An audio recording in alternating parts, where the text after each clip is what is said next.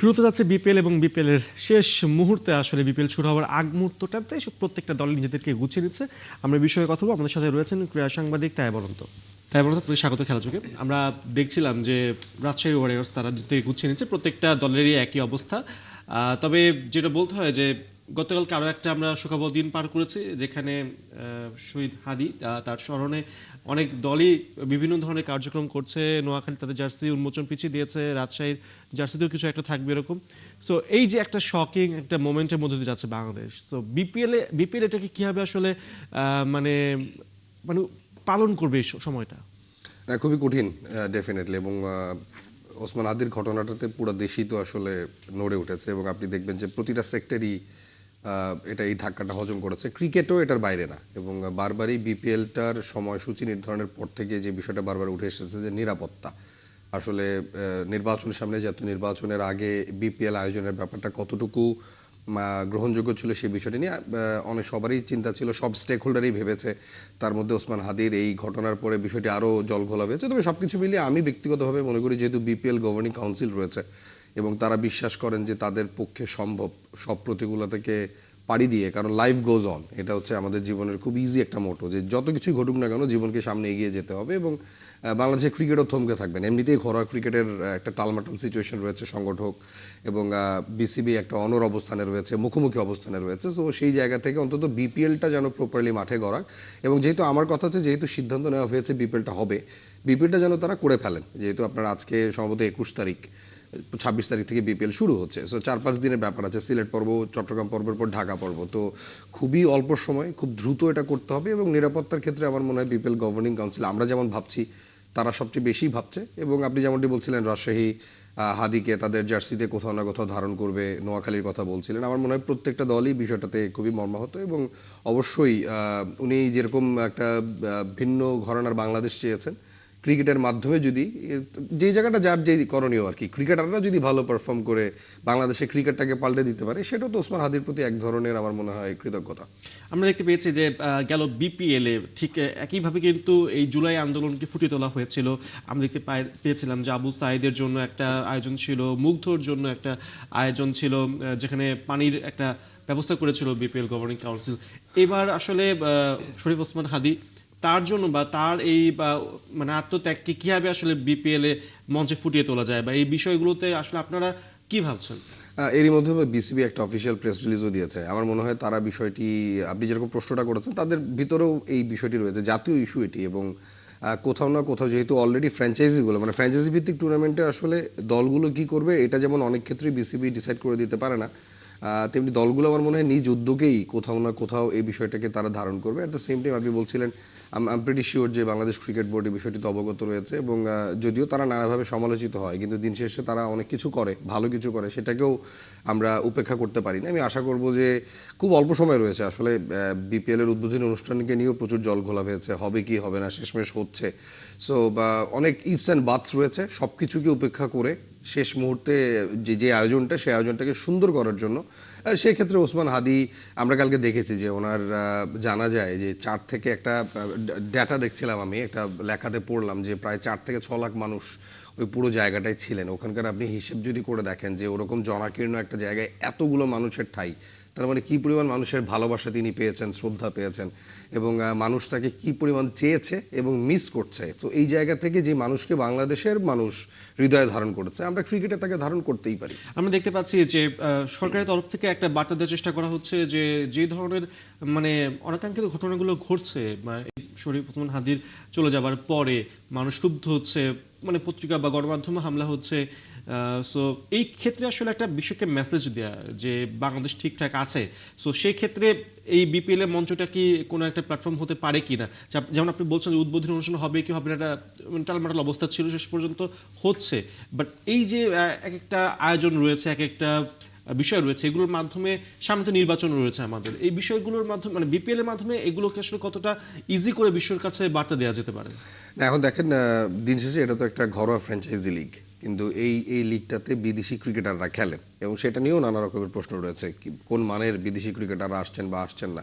But দিন শেষে আমি মনে করি যে এবারের যে 6টা ফ্র্যাঞ্চাইজি রয়েছে এর মধ্যে আপনি যদি 3-4টা ফ্র্যাঞ্চাইজিকে দেখেন যারা খুবই প্রফেশনালি ডিল করার চেষ্টা করছে এবং তারা চেষ্টা করছেন ভালো মানের বিদেশি ক্রিকেটার নিয়ে আসতে, তার মানে বিপিএল এর গায়ে যে দাগ রয়েছে সে দাগটাকে মুছে নতুনভাবে এই ফ্র্যাঞ্চাইজি লিগটা করার চেষ্টা করা হচ্ছে। এবং আপনি যে বার্তার কথা বলছিলেন বিশ্বের কাছে, আপনি দেখবেন যে ওসমান হাদির এই ঘটনাটাতে যেভাবে বহির্বিশ্বে এই খবরটা গিয়েছে, যেভাবে বাংলাদেশকে কভার করা হয়েছে, ওসমান হাদির এই মৃত্যুর খবরটাকে যেভাবে সবাই প্রচার করেছে এবং প্রত্যেকটা ইস্যুতে আপনি যেটা বলছিলেন যে ডেইলি স্টার, প্রথম আলো হামলার শিকার হয়েছে, সেটাকেও যেভাবে প্রত্যেকটা ইন্টারন্যাশনাল মিডিয়াতে খবর ছাপা হয়েছে, আমার কাছে মনে হয় যে অবশ্যই এই হাদির ইস্যুটাকে বাংলাদেশ ক্রিকেট বোর্ড যদি কোথাও না কোথাও ধারণ করে আরও একটা মেসেজ দিতে চায়, এবং বহির্বিশ্ব তো বটেই, ক্রিকেট বিশ্ব একটা মেসেজ থাকা উচিত, এবং আমি মনে করি এটা হয়ই, ন্যাচারালি এটা হয়ই।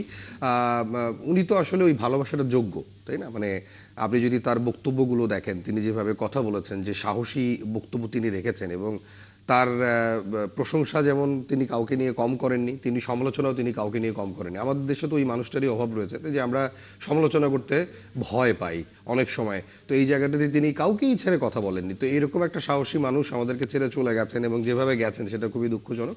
এবং আমি মনে করি বাংলাদেশ ক্রিকেট বোর্ড এবং বাকি ফ্র্যাঞ্চাইজিগুলো কোথাও না কোথাও হাদির প্রতি কৃতজ্ঞতা রাখবেন।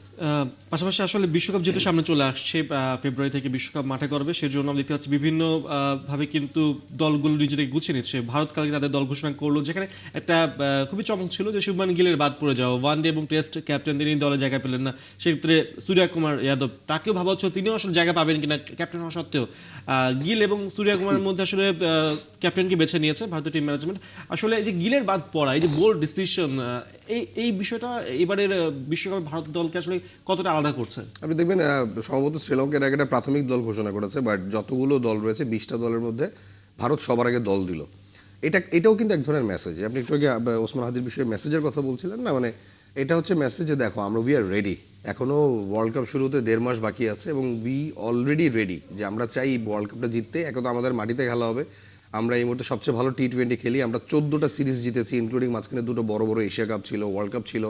সো 14টা টি-20 সিরিজ জেতা দেশ, যারা আইপিএল এর মাধ্যমে সারা পৃথিবীতে ডমিনেট করছে, সেটা আপনি স্টেক হোল্ডার হিসেবে বলেন, সেটা মাঠের খেলাতে বলেন, মাঠের বাইরে অর্থের খেলাতে বলেন, এবং তাদের এই মেসেজটা আরও একবার থাকলো। এবং যে দলটা তারা দিয়েছে, এই যে শুভমান গিলের কথা বলছিলেন, কি ম্যাসিভ একটা ডিসিশন, মানে চাইলে কিন্তু আপনি সিদ্ধান্ত নিতে পারেন না। এবং উনি কি আউট অফ ফর্ম ছিলেন? অবশ্যই না, he was playing really good cricket. খুব ভালো খেলছিলেন আমি এটা বলবো না, খুব খারাপ খেলছিলেন আমি তো সেটা বলবোই না। সো তার লাস্ট 14-15টা ইনিংস যদি দেখেন, যে ইনিংস শুভমান গিল খেলেছেন, তাতে তাকে বাদ দেওয়ার কিন্তু সুযোগ নাই। এবং তার স্ট্রাইক রেটও মনে হয় 137 এই সময়টাতে। বাংলাদেশের কোন ব্যাটারের 137 স্ট্রাইক রেট আছে আপনি একবার চিন্তা করে দেখেন। সো খুবই আনলাকি উনি, এবং তিনি এই ফর্মেটটা বাদ দিয়ে এই ফর্মেটে ভাইস ক্যাপ্টেন ছিলেন প্রবাবলি, বাকি দুটো ফর্মেটে তিনি ক্যাপ্টেন্সি করছেন। বাকি দুটো ফর্মেটের ওয়ানডে এবং টেস্ট ফর্মেটের ক্যাপ্টেনকে আপনি টি-20 থেকে বাদ দিয়ে দিলেন, যিনি আবার আইপিএলের একটা দলের ক্যাপ্টেন্সি করেছেন। সো এই সিদ্ধান্তটা আমার মনে হয় অনেক বড় একটা সিদ্ধান্ত, এবং অনেক ইফস অ্যান্ড বাটসকে তারা আসলে মিলিয়েছে। ভারতেও দল নির্বাচন বাংলাদেশ দল নির্বাচনের মতো হয় না। এখানে আপনি একটা দুটো ইনিংস দিয়ে আপনি পুরো নির্বাচক প্যানেল কিংবা স্টেক হোল্ডারদের আপনি ওলটপালট করে দিতে পারেন, তাদের মস্তিষ্কে ঢুকে যেতে পারেন। ভারতে এত ইজি না। সৈয়দ মুশতাক আলী ট্রফিতে ঈশান কিষান যেই কাজ করেছেন, সম্ভবত 10 ম্যাচে 500-র উপর রান করেছেন এবং প্রায় 200 ছুঁই স্ট্রাইক রেট। আপনি এরকম একটা ব্যাটারকে বাদ দিবেন কোথা থেকে? সুযোগটা কোথায়? যিনি প্রতি বল 2 রান করে করছেন, তাকে আপনি ওয়ার্ল্ড কাপের স্কোয়াড থেকে বাদ দেওয়ার সুযোগই নেই। তারপরেও এটা একটা বড় কল, কারণ 2 বছর পরে আপনি যাকে ফেরাচ্ছেন, তার জায়গায় যাকে বাদ দিচ্ছেন, আবার তাকে ফেরাচ্ছেন দেখে নিচ থেকে জিতেশ শর্মাকেও ফেলে দিতে হলো। সো একটার সাথে একটা কিন্তু connected. So Jitesh Sharma wicket keeper batter, তিনি পড়ে গেলেন, সেই জায়গায় ঈশান কিষান ঢুকে গেলেন, আবার রিঙ্কু সিং সারপ্রাইজিংলি দলে চলে আসলেন। সো একটার সাথে একটা এত সুন্দরভাবে কানেক্টেড, এবং খুবই বোল্ডলি তারা বলেছেন, তাই না, যে ভেরি আনফর্চুনেট যে আমাদের টিম কম্বিনেশনের কারণে শুভমান গিলকে আমাদের বাদ দিতে হলো। এবং সেই জায়গায় ঈশান কিষানের উপর এখন দেখেন, এটা কিন্তু একে তো আপনি জাতীয় দলে ঢুকেছেন 2 বছর পরে, বিশ্বকাপ স্কোয়াডে ঢুকেছেন, খুব ভালো ফর্মে রয়েছেন, এবং এমন একজনের জায়গায় দলে ঢুকেছেন যে এখন আপনার পারফর্ম করা ছাড়া কোনো উপায় নেই। সো বিশ্বকাপে ঈশান কিষান দুইটা ম্যাচ খারাপ করলে কিন্তু ভয়ঙ্কর চাপে পড়ে যাবেন। বাট স্টিল আপনি যদি তাদের টিম কম্বিনেশন দেখেন, তাদের অলরাউন্ডার পোর্শন যদি দেখেন, হার্দিক পান্ডিয়া থেকে শুরু করে ওয়াশিংটন সুন্দর সম্ভবত তাদের লাস্ট অপশন অলরাউন্ডিং যে 4 জন রয়েছেন, তার মধ্যে আপনি তাদের পেস ব্যাটেলটা দেখেন যে 3 জন রয়েছেন, হর্ষিত রানা, অর্শদীপ সিং, জসপ্রীত বুমরা। আপনি তাদের টপ অর্ডার যদি দেখেন, ইটস আ ফ্যান্টাস্টিক টিম, মানে সলিড টি-20 টিম যাকে বলে, আমার মনে হয় ভারত সেই দলটাই নিয়েছে এবং 1.5 মাস আগে দল ঘোষণার একটা বার্তা যে দেখো উই আর রেডি এবং আমরা ডমিনেট করতে আসছি, অস্ট্রেলিয়া ইংল্যান্ড তোমরা হুএভার মানে দে আর ওয়েটিং ফর মি, আমরাই আসলে ওয়ার্ল্ড কাপে জিতবো, এরকম একটা মেসেজ তারা দিয়েছে। প্রত্যেক বিশ্বকাপের বা প্রত্যেক এশিয়া কাপের মানে দেখি বাংলাদেশের দল ঘোষণা নিয়ে বেশ মানে একটা মানে বিচ্ছিন্ন একটা অবস্থা একদম হয়ে last যায়, minute-এ তাই গিয়ে না? দল হ্যাঁ। ঘোষণা করে, হ্যাঁ। এবং পাশাপাশি দেখা যায় বিতর্ক থাকে যে কেন আছে কেন নেই, মানে সবসময় বিতর্কের সাথে নিয়ে আমরা দল ঘোষণা দিই এবং বিশ্বকাপে খেলতে যাই। সো এইবারে আসলে আসলে বাংলাদেশের জন্য বা নির্বাচকদের জন্য দল ঘোষণা করাটা কতটা ইজি বা কতটা চ্যালেঞ্জিং হতে পারে, কারণ আমাদের মোটামুটি সবাই আমরা অফ ফর্মে রয়েছি, একমাত্র ফর্মেট এই টি-20 যেখানে ভালো খেলছিল বাকিগুলোর তুলনায়, বাট রিসেন্ট পারফরমেন্স খুব একটা কিন্তু ভালো না। সো এইবারের বিপিএলটা মানে এবারের বিশ্বকাপের দল ঘোষণা কতটা চ্যালেঞ্জিং হতে পারে? দেখেন আমাদের রিসেন্ট পারফরমেন্স ভালো না, আমরা টি-20-তে এই বছর খুবই টালমাটাল সিচুয়েশনের মধ্যে দিয়ে যাওয়ার পরেও আমাদের ইতিহাসের সবচেয়ে ভালো টি-20 বছর আমরা কাটিয়েছি, 15টা জয় এবং 27 বা 30টা ম্যাচ আমরা খেলেছি, এত টি-20 ম্যাচও আমরা খেলি না। সো আপনি যদি প্রিপারেশনের কথা বলেন, এর থেকে ভালো প্রিপারেশন তো আর কিছু হতে পারে না। বিপিএল খেলেও আমরা যাচ্ছি। বিপিএল খেলেও আমরা যাচ্ছি, সেটাও টি-20 ফরম্যাটেই। সো আমার কাছে মনে হয় হ্যাঁ, আরেকটা যদি ইন্টারন্যাশনাল সিরিজ থাকতো, যেমন ভারত 5 ম্যাচের সিরিজ সম্ভবত নিউজিল্যান্ডের সাথে খেলবে, বিশ্বকাপের দলটা তার আগেই দিয়েছে, একই দলটা নিউজিল্যান্ডের সাথে পারফর্ম করবে, ওরা তাদের কম্বিনেশনটা কিন্তু করে নেবে। এই জায়গাটাতে আমাদের হয়তো একটু একটা আরেকটা ইন্টারন্যাশনাল ফেজ থাকলে হয়তো ভালো হতো, কিন্তু তারপরও ওভারঅল আপনি পুরো বছরটাকে সামনে রেখে, টি-20 বিশ্বকাপকে সামনে রেখে, বিপিএল আছে, সব কিছু মিলিয়ে ফ্যান্টাস্টিক বাংলাদেশ একটা আমার মনে হয় প্রিপারেশন নিয়েছে। রিগার্ডিং টিমস, আমার মনে হয় লিটন দাস সিরিজের আয়ারল্যান্ড সিরিজের সময় মনে হয় বলেছেন যে খুব বেশি চেঞ্জেসের জায়গা নেই। তো আসলে আপনি দেখেন যে আমাদের যে কটা, আমাদের পাইপলাইনও তো মজবুত না। ভারতের যেমন আপনি পাইপলাইন দিয়ে সেকেন্ড টিম করতে পারবেন, চাইলে থার্ড টিমও করতে পারবেন। আমাদের তো একটা মূল সারির 15 জনকে তৈরি করাটাই তো মুশকিল হয়ে দাঁড়ায়, একটা প্লেয়ারের ব্যাকআপে আরেকটা প্লেয়ার আসাটাই খুব কঠিন হয়ে দাঁড়ায়। খুবই একটা দুটো জায়গায় আমার মনে হয় একটা কঠিন সিদ্ধান্ত নির্বাচকদের নিতে হতে পারে, সেটা খুবই স্লাইড একটা, হয়তো পেস ব্যাটেলে হয়তো 3-4 জন হয়তো থাকবে বা 5 জন হয়তো থাকবে, সেখানে হয়তো তারা 4 জন নেবে। এবারে বিপিএল যেহেতু শুরু হচ্ছে 26 তারিখ থেকে 7 তারিখ মনে হয় সম্ভবত দল ঘোষণার মানে শেষ তারিখ, এবারে বিশ্বকাপের 7 জানুয়ারি। সো যারা আসলে কামব্যাক করতে পারতেন ঈশান কিষানের মতন বাংলাদেশ দলে, তাদের জন্য কিছুটা এটা কি ডিসঅ্যাপয়েন্টিং কিনা যে তারা পারফরমেন্স শো করার ঠিক আগ মুহূর্তে আসলে দল ঘোষণাটা করতে হচ্ছে বিসিবিকে? না, আমি সেটা মনে করি না, কারণ আপনি পারফরমেন্স দেখানো তো অনেক সুযোগ পেয়েছেন। হ্যাঁ, বাংলাদেশ এমন একটা দেশ, ক্রিকেট প্লেয়িং জাতি হিসেবে সেখানে সবাই কিন্তু সুযোগ পায়। আপনি দেখেন যে বাংলাদেশের ব্যাটাররা প্রত্যেকটা টি-20 ম্যাচেই জাতীয় হিরো হওয়ার মতো জায়গায় চলে যান। এই সুযোগ, জীবন আপনাকে সুযোগ কয়বার দিবে? বাংলাদেশের টি-20 টিমের অসংখ্য প্লেয়ার রয়েছেন, বোলার বলেন, স্পেশালি ব্যাটারদের কথা আমি বলি, যে আপনি জাতীয় বীর হওয়ার অনেক অনেক সুযোগ পান, কিন্তু সেই সুযোগটা কতজনই বা কাজে লাগাতে পারেন? সো সেই জায়গা থেকে আমি মনে করি আপনি যে সুযোগের কথা বলছিলেন যে তাদের জন্য কম হয়ে গেল, কিন্তু আমি মনে করি না, এই কম এটা হয়নি। এখন দেখার কথা যে যাদের ক্ষুধাটা রয়েছে, দিন শেষে আসলে ক্ষুধাটা দরকার, তাই না? এখন আমার যদি টার্গেট থাকে, আমি বিপিএলে 40 লাখ টাকা পেয়েছি, আমার এর আগে আমার যে ছোট আমাদের এনসিএল টি-20 ভার্সন, সেখানে আমি এত টাকা পেয়েছি, আমার বছর শেষে 60-70 লাখ টাকা হয়ে গেছে, আমার আর ভাই এই বছর টাকা লাগবে না। একটা ক্রিকেটার যদি এইভাবে চিন্তা করেন, তাহলে তো তার জাতীয় দলে পারফর্ম করাটা খুব মুশকিল হয়ে যাবে। অবশ্যই। জাতীয় দলে পারফর্ম করতে হলে আপনাকে আপনার নিজের বাউন্ডারিজ ভাঙতে হবে, এবং বিপিএলে আমার মনে হয় না আউটস্ট্যান্ডিং পারফরমেন্স করা ছাড়া জাতীয় দলের দরজা আসলে কেউ করা পারবে। সেটাই আমরাও আসলে তাকিয়ে রয়েছে যে দলটা কেমন হয় বাংলাদেশের। অনেক ধন্যবাদ তাই বলুন আমার সাথে থাকার জন্য। আপনাকে ধন্যবাদ।